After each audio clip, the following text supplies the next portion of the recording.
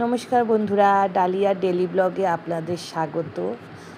আশা করি আপনারা সবাই ভালো আছেন।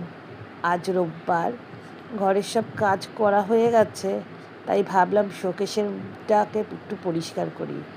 এই যে প্রাইজগুলো, এগুলো খুব ময়লা হয়েছে, ধুলো জমে যাচ্ছে, তাই ভাবলাম আজকে এইগুলোকে পরিষ্কার করি।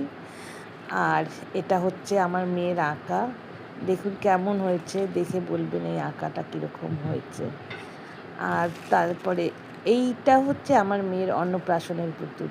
দেখুন একদম নতুনের মতনই এখনও আছে, কারণ ও ছোটো থেকে কোনো কিছু নিয়ে সেভাবে খেলতো না, আর মানে কোনো কিছু ভাঙা চোরা কিছুই করেনি।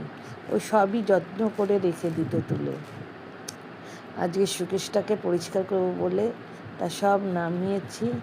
আর এটা হচ্ছে চুটকি, হ্যাঁ, বিম আর চুটকির চুটকি।